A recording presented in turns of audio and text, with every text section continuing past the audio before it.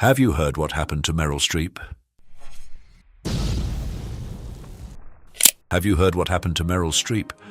Shattered by love, clashing with Donald Trump, and creating cinematic magic, the untold tale of Meryl Streep's rollercoaster life is more gripping than any screenplay.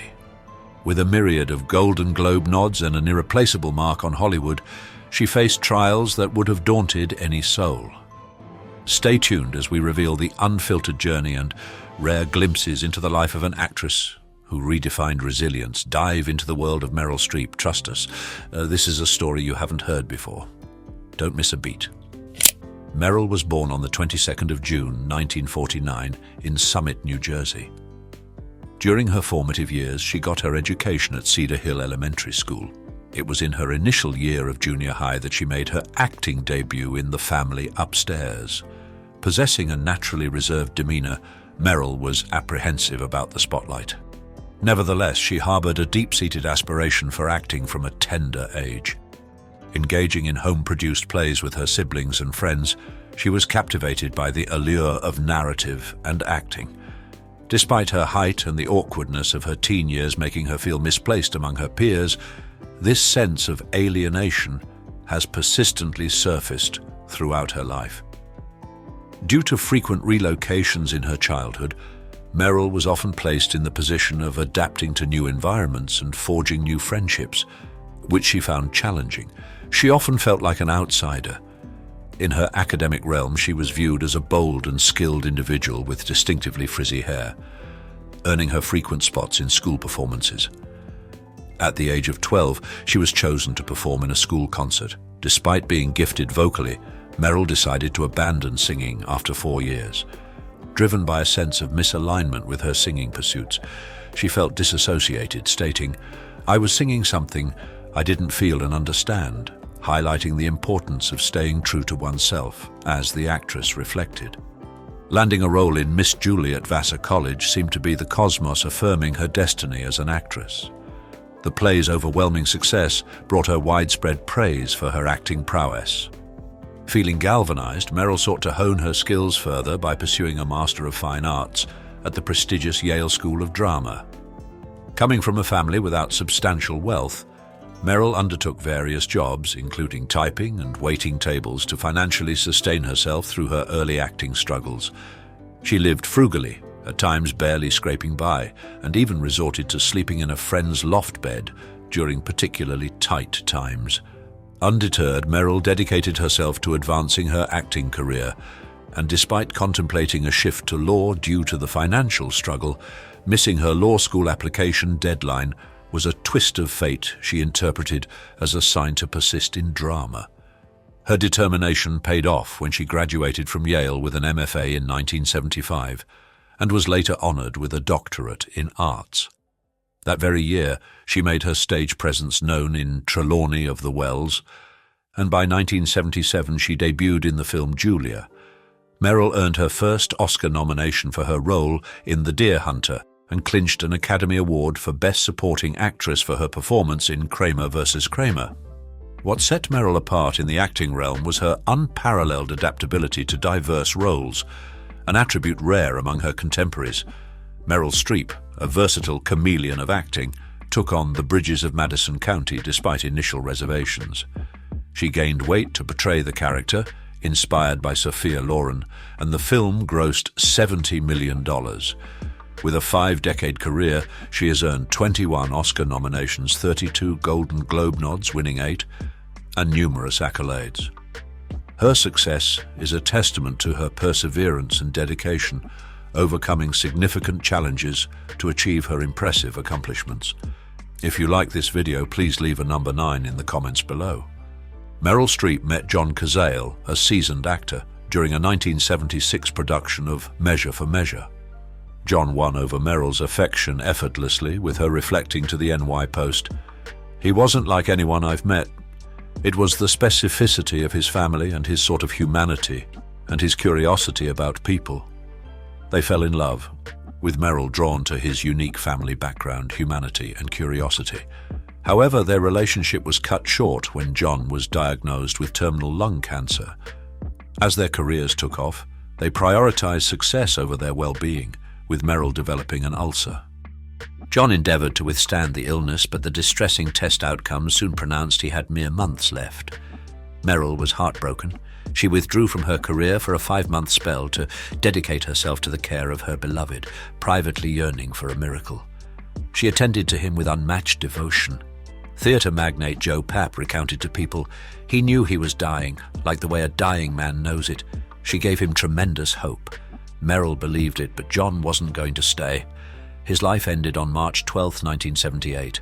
The adversity hit Meryl profoundly. She was observed by people lifelessly sprawled over his body, beating on his chest and wailing for his return. The ensuing days confronted Meryl with profound grief, the prospect of a life devoid of her profound affection. To compound her despair, she found herself dislodged from their shared home, ousted before even having the chance to sort through their communal possessions, shrouded in the depths of her most profound sorrow. Yet destiny had a silver lining in store for her, offering recompense for her profound loss.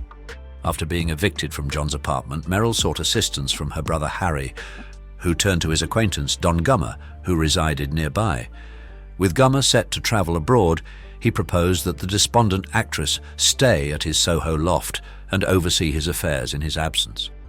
Initially hesitant, Meryl ultimately accepted, little suspecting this serendipitous meeting would herald a fresh chapter, filled with new love and a revitalized zest for life. As the association with Gummer grew more intense and intricate, Meryl recoiled, still shadowed by the recent agonizing experience of watching her partner succumb to his final moments. Nevertheless, persuaded by a close confidant to entertain a chance at happiness with Gummer, she yielded to her feelings. The ensuing romance swiftly culminated in their union on September 30th, 1978, merely 6 months after they connected. Though Meryl's mother harbored reservations regarding the swift pace of the relationship, time vindicated the solidity of their bond. The initial phase of their marriage was an exercise in patience and understanding, with Meryl frequently absent due to filming commitments. However, Gummer proved to be an unwavering partner. At the 104th Academy Awards Gala, with eyes on her and hearts captivated, she paid a poignant tribute to her husband, choosing to acknowledge him prior to others to ensure her message wasn't truncated by closing ceremonies. She expressed her heartfelt gratitude, stating, "First, I'm going to thank Don, because when you thank your husband at the end of the speech, they played him out with music, and I want to let him know that everything I value most in our lives you've given me." Now celebrating 44 years of wedded harmony, they stand as a testament to enduring love. However, Meryl has openly acknowledged that the absence left by her former lover remains irreplaceable, confessing her willingness to forgo her illustrious career because of this unresolved grief. "I didn't get over it. I don't want to ever get over it. No matter what you do, the pain is always there in some recess of the mind," Meryl revealed in a retrospective discussion about John after his demise. Meryl's extraordinary capacity for seamlessly embracing a range of roles and her skill at adopting an array of dialects rendered her exceptionally discerning in her choice of film parts. Always in demand for her versatility, Streep nevertheless steered clear of roles she deemed to be emotional landmines, laden with too much gloom, wary of the impact they could have on her. Her role in the pivotal 1979 drama Kramer vs. Kramer is a classic example. What is less known is the behind-the-scenes adjustments made in light of Streep's input.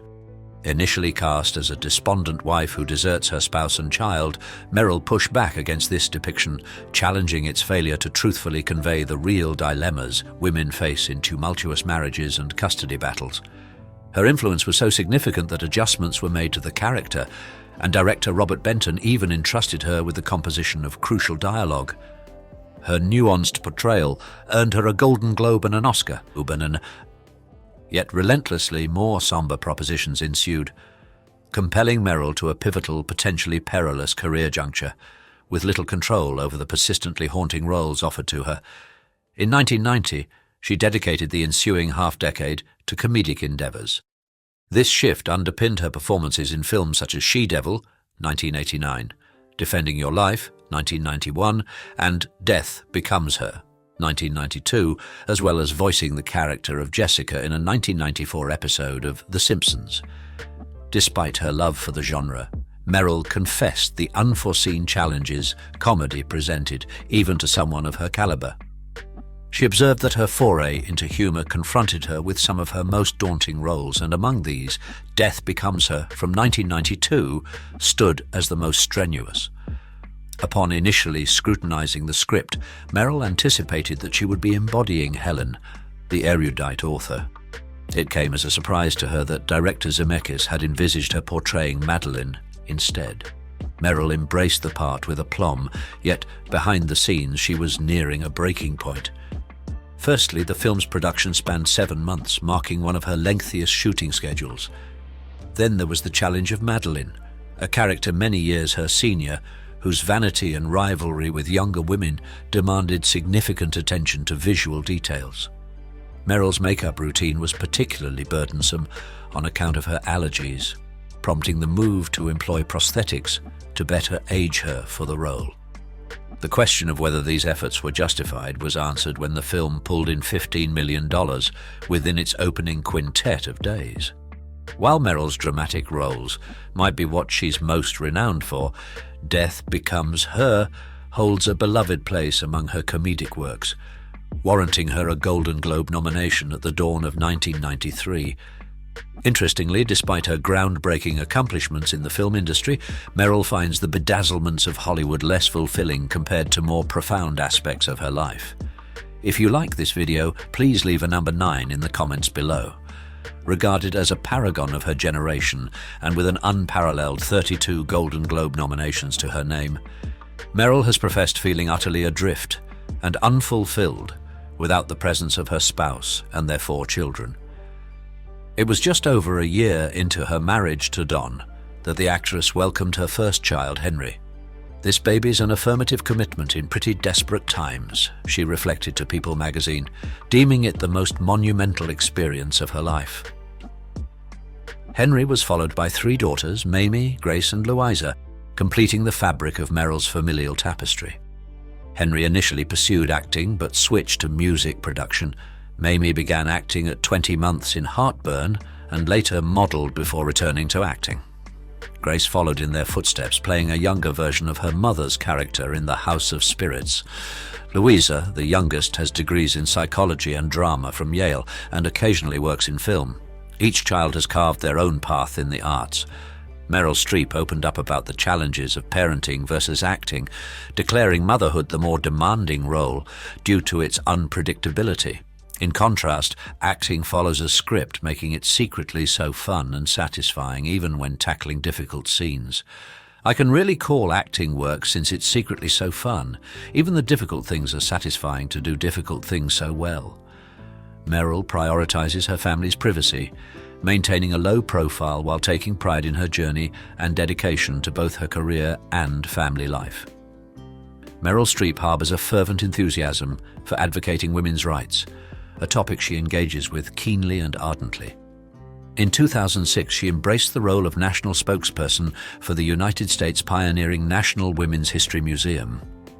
Demonstrating her commitment, the esteemed American actress organized an exclusive showing of The Devil Wears Prada, auctioning her on-set designer outfits and designating the gains to various charities, including Equality Now, a non-profit dedicated to championing the human rights of women and girls. Self-identified as a man-eating feminist, Meryl made a substantial financial commitment in 2010 by donating $1 million to women's rights initiatives. She's vocal about these issues across various platforms, from the stage to interviews and podcasts, consistently praising those in the industry who carve out roles for women and spawn female-centric narratives. Meryl is not just an advocate in word, her support for pay parity was unmissable as she rooted for Patricia Arquette's bold Oscar speech in favor of wage equality in 2015. The 74th Golden Globe Awards in 2017 provided a stage for Meryl's forthright censure against then-President-elect Donald Trump for his derogatory imitation of disabled reporter Sergei Kovaleski. Meryl's rebuke was scathing. She contended that someone seeking the nation's most esteemed office should not engage in belittling others based on their stature, privilege, or their lesser capacity to retaliate. Donald Trump took to Twitter to retort to Meryl Streep's critique, branding her as one of Hollywood's most overrated talents and labeling her a Hillary flunky who lost big previously. In stark contrast, Meryl's standing as an actress of formidable talent was solidified when she was bestowed the Presidential Medal of Freedom, America's premier civilian honor, by President Barack Obama. The former president humorously remarked on his admiration for Streep, jesting that neither his nor her spouse could alter his esteem for her. The advent of the 2000s found Meryl branching into voice acting. She lent her voice to Steven Spielberg's artificial intelligence and co-hosted the Nobel Peace Prize concert with famed actor Liam Neeson.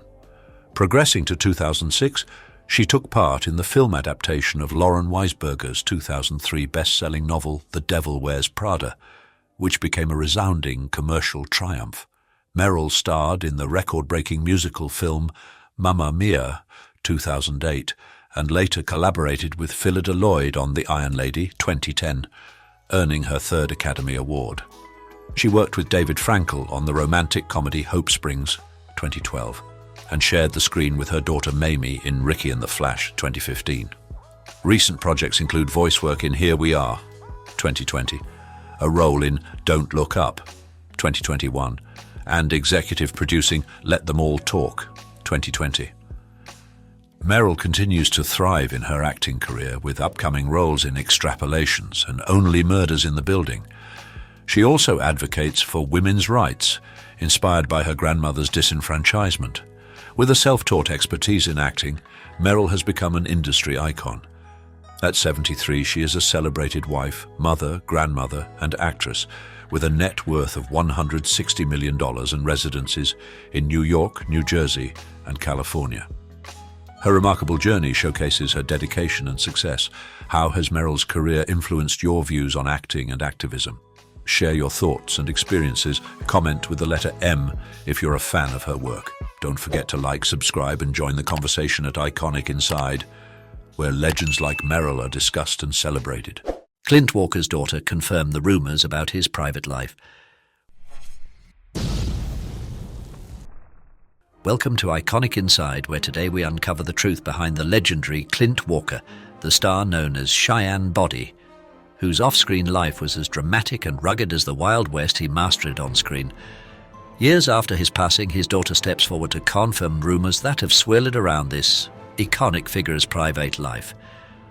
What secrets did Clint Walker keep from his fans? How did his personal challenges and hidden battles shape the man behind the cowboy hat? From harrowing near-death experiences to deep family secrets, today's episode peels back the layers of Clint Walker's life, revealing the startling realities that he faced away from the camera's glare. If you thought you knew Clint Walker, prepare to be shocked as we delve into revelations that will change how you see one of Hollywood's greatest Western heroes. Stay tuned, because this is one episode you cannot afford to miss. Clint Walker was born on May 30th, 1927, in Hartford, Illinois, into a family of Czech descent. Growing up with a twin, he took a path less traveled by quitting school early to dive into the workforce. Starting in a factory, he soon moved on to working on a riverboat. At 17, he joined the United States Merchant Marine, beginning an adventurous stint at sea that would introduce him to invaluable life lessons. After his time with the Merchant Marine, Clint held a variety of jobs in places like Brownwood, Texas, Long Beach, California, and Las Vegas, Nevada. These experiences shaped him significantly. In Las Vegas, while working as a doorman at the prestigious Sands Hotel, his life took a pivotal turn. The Korean War saw him rejoining the Merchant Marine with a renewed commitment to serve. Post-war, Clint ventured into Hollywood, where fate led him to cross paths with Henry Wilson, a talent agent famed for launching the careers of numerous stars. Under Wilson's mentorship, Clint transformed into Jet Norman, a name change orchestrated to fit the glamorous Hollywood mold. This strategic makeover by Wilson, known for crafting star personas, positioned Clint, now Jet, for cinematic success. This partnership with Wilson was crucial, not only catapulting Clint into stardom, but also showcasing the influential role of talent agents in Hollywood. Standing a towering 6 feet 6 inches with a physique perfect for the silver screen, 48-inch chest and 32-inch waist, Clint's remarkable presence made him a standout, opening doors to significant opportunities in his acting career. Clint Walker's big break came during an audition that showcased his commanding presence and robust physique, captivating the casting directors. This led to his celebrated casting as the lead in the TV series Cheyenne, where he portrayed Cheyenne Bodie, a nomadic cowboy in the post-Civil War West. The show debuted in June 1955 as part of Warner Bros.' anthology, quickly becoming the standout hit of the lineup. Cheyenne distinguished itself with top-notch writing and powerful performances, running successfully for 8 seasons. Walker's imposing figure was frequently highlighted in scenes that emphasize his physical strength, adding a visual appeal that resonated with viewers. He also demonstrated his musical talents on the show, leading Warner Brothers to release an album featuring his renditions of traditional songs and ballads. Though initially slated to star in a Warner Brothers film about Sam Houston, the project unfortunately never came to fruition. Nonetheless, Walker's fame continued to climb, cementing his status as a beloved figure in Hollywood, particularly known for his Western roles. In 1956, Walker voiced his satisfaction with these roles, saying, "I don't think I'd want any other roles. Westerns keep me outdoors and active." Warner Brothers further capitalized on Walker's Western appeal by casting him in Fort Dobbs, 1958, directed by Gordon Douglas. Despite modest box office success, critics praised Walker's compelling performance. Typically, Howard Thompson praised him as the biggest, finest-looking Western hero ever to sag a horse, with a pair of shoulders rivaling King Kong's. He continued to solidify his position in Western cinema with Yellowstone Kelly, 1959, another collaboration with Douglas which enjoyed mild success. Walker's persona as Cheyenne Bodie also permeated other areas of the Western genre, with certain episodes of Cheyenne being adapted into films for theatrical release in select markets, and his image appearing in an episode of Maverick. Walker's contributions to Westerns were extensive, making guest appearances in other Warner Brothers series, such as 77's Sunset Strip. He continued exploring the genre with Gold of the Seven, Saints, 1961, sharing the screen with Roger Moore, showcasing his enduring appeal as a rugged hero. Beyond his Western roles, Walker ventured into other genres to showcase his acting range. He appeared alongside Robert Duvall in an episode of Kraft Suspense Theatre titled Portrait of an Unknown Man, demonstrating his capability in suspenseful narratives. In a shift towards comedy, he joined Rock Hudson and Doris Day in Send Me No Flowers of 1964, allowing audiences to appreciate a lighter side of his acting, further expanding his dramatic scope. Frank Sinatra cast him in the war drama None But the Braveheart in 1965, directed by Sinatra himself. This role allowed Walker to display his versatility and depth as an actor, affirming his ability to engage audiences across a spectrum of storytelling styles. Because YouTube will prioritize interactive videos, please comment OK if you find this video interesting. Thank you. Clint Walker's venture into television continued to flourish with guest appearances on The Lucy Show, proving his skill in adapting between cinema and TV. In 1966, his role in Paramount's The Night of the Grizzly highlighted his physical capabilities as he faced off against a grizzly bear, adding a thrilling element to his portfolio of westerns. That same year, he starred in Maya, a family adventure movie filmed in the exotic locales of India, demonstrating his openness to diverse and challenging roles beyond the typical Western narrative. In 1967, Walker achieved a major career highlight with The Dirty Dozen, where he played Samson Posey, a gentle convict. This film became a monumental success, standing out in the war film genre and showcasing Walker's ability to delve into more complex characters. Following this, he returned to the Western scene with More Dead Than Alive in 1969, reinforcing his connection to the genre while exploring more nuanced character portrayals. His performance was noted by the New York Times, a big, fine-looking chap and about as live-looking as any man could be, and there is something winning about his taciturn earnestness as an actor, although real emotion seldom breaks through. Clint Walker expanded his acting range in 1969 with supporting roles in 2 comedic westerns, Sam Whiskey and The Great Bank Robbery. These films allowed him to show off his comedic timing and embrace a lighter narrative style within the Western genre. The following year, Walker joined a diverse cast in the musical comedy The Finks, further broadening his acting repertoire by stepping into more eclectic roles. Walker also returned to television around this time, taking lead roles in several TV movies as part of the ABC Movie of the Week series. These projects, which included Yuma in 1971, Hard Case in 1972, and The Bounty Man also in 1972, showcased his enduring presence on the small screen. These roles underscored his versatility and commitment to diving into new characters and storylines, keeping his career vibrant and varied. The early 1970s brought significant challenges and changes for Clint Walker. In May 1971, he survived a severe skiing accident on Mammoth Mountain that nearly cost him his life when a ski pole pierced his chest. Showing remarkable resilience, Walker recovered quickly, continuing to pursue his acting career with vigor. Walker soon appeared alongside Telly Savalas in the 1972 biopic Pancho Villa, adding a unique role to his diverse portfolio. In 1974, he took on the role of an Alaskan patrolman in the short-lived TV series Kodiak, displaying his adaptability to various roles and settings. That same year, Walker starred in the cult classic Killdozer and the thriller Scream of the Wolf, both of which reinforced his strong presence on television. In 1976, Walker led the cast of Baker's Hawk, playing a character that echoed his own rugged persona. His work continued to thrive in 1977, with roles in the horror TV film Snow Beast and The White Buffalo, a western alongside Charles Bronson that delved into the mythical aspects of the American frontier. These roles demonstrated his ongoing dedication to the Western genre and his ability to explore other cinematic styles. Walker also expanded his international appeal by starring in the Canadian film Deadly Harvest in 1977. This role took him across borders and added an international dimension to his career, showcasing his talent in a variety of cultural contexts. Clint Walker broadened his television portfolio with a role in the acclaimed miniseries Centennial, an epic saga that traced the history of the American West across generations.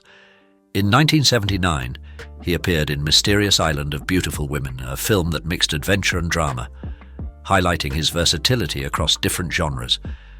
During this period, through a mutual friend, James Drury, Walker met Western author Kirby Jonas, sparking a collaboration that lasted 2 years and focused on a story rich in Western motifs, particularly gold and the Yaqui people. This partnership between Walker and Jonas was a blend of Walker's rich life experiences and Hollywood career, and Jonas's deep knowledge of Western narratives. Their joint efforts culminated in the 2003 Western novel Yaqui Gold, which brought to life the themes they had developed together. The novel not only marked Walker's entry into literary co-authorship, but also reflected his profound connection to the Western genre. The story of Yaqui Gold delves into Walker's fascination with Western themes and showcases his commitment to contributing to the genre in a meaningful way. Through this work, Walker's legacy in storytelling and his impact on Western literature are enduringly cemented. Clint Walker's remarkable career in entertainment has been celebrated with various honors that underscore his lasting influence on Western cinema. Notably, he has a star on the Hollywood Walk of Fame, located at 1505 Vine Street near Sunset Boulevard, serving as a lasting tribute to his success in the industry. The geographical coordinate of 34.09804063 degrees longitude marks his enduring presence in Hollywood's cultural history. In 2004, Walker was inducted into the Hall of Great Western Performers at the National Cowboy and Western Heritage Museum in Oklahoma City, highlighting his significant contributions to the portrayal of Western heroes. This honor recognizes his impactful roles in shaping the cowboy archetype in both films and television. Additionally, in 1997, Walker received the Golden Boot Award, a prestigious accolade awarded to those who have significantly influenced Western cinema. This award further cements his role as a pivotal figure in the development and popularity of the Western genre, celebrating his contributions to its enduring legacy. Because YouTube will prioritize interactive videos, please comment "OK" if you find this video interesting. Thank you. In 2017, Clint Walker was honored in Texas when he received a Bronze Star Medallion on the Texas Trail of Fame, located in the Fort Worth Stockyards National Historic District. This recognition celebrated his impact on Western culture, placing him among Texas legends who have shaped the state's history. Walker's personal life saw 3 major marriages, each lasting about 20 years, showing his dedication to family and long-term relationships. His first marriage was in 1948 to Werner Garver. Together, they had a daughter, Valerie, in 1950. Despite their efforts, the marriage ended in divorce in 1968. Valerie herself made history as one of the early female airline pilots, perhaps inspired by her father's pioneering spirit. Walker was selective about his diet, choosing not to eat beef, but including chicken and salmon. This choice reflected his personal values and lifestyle preferences. Politically, Clint Walker was vocal during the 1964 presidential election, supporting Republican Barry Goldwater. His endorsement reflected his engagement with significant political and social changes occurring in the United States at the time. In May 1971, Clint Walker experienced a life-threatening skiing accident at Mammoth Mountain, California. While navigating the mountain's challenging terrain, he lost control and suffered a severe fall, resulting in a ski pole impaling his heart. Upon his arrival at the hospital, he was mistakenly pronounced dead. However, a sharp-eyed doctor noticed faint signs of life and immediately rushed Walker into surgery. The skilled medical team successfully repaired his heart, and incredibly, within just 2 months, Walker was back at work. This brush with death profoundly affected Walker, leading to a near-death experience that deeply influenced his outlook on life. While he kept the details private, this event undeniably added depth to his life story, highlighting the delicate balance between human vulnerability and resilience. Despite his near-fatal accident, Clint Walker led a dynamic and fulfilling life for many more years. Sadly, he passed away on May 21, 2018, just shy of his 91st birthday, from congestive heart failure in Grass Valley, California. His death marked the close of an extraordinary life that bridged the grand vistas of Hollywood and intense personal challenges. Clint Walker's enduring legacy continues through his significant contributions to the entertainment world, and his remarkable recovery from the skiing accident stands as a testament to his resilient spirit. As we reflect on the life and legacy of Clint Walker, several key lessons emerge that are as timeless as his films. First, Clint's resilience in the face of adversity, demonstrated vividly by his recovery from a near-fatal skiing accident, teaches us about the power of determination and the human spirit's capacity to overcome. His career also shows us the value of versatility, embracing roles across genres from westerns to comedies, and even stepping into the literary world. Clint Walker didn't just play parts, he lived a life full of courage and change. What's more, Clint's deep commitment to his craft and his ability to reinvent himself remind us to stay passionate and open to new experiences, no matter our profession or stage in life.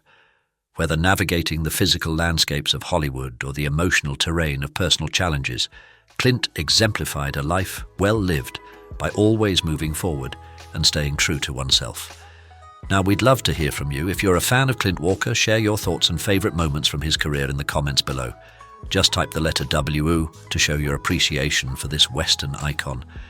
And if you enjoyed this dive into the life of Clint Walker and want more insights into the legends of entertainment, don't forget to like and subscribe to Iconic Your support helps us keep these stories alive and continue exploring the rich tapestry of Hollywood history. Join us next time as we uncover more untold tales from the world of cinema. Until then, keep watching and keep the legacy of greats like Clint Walker alive in your hearts and on your screens.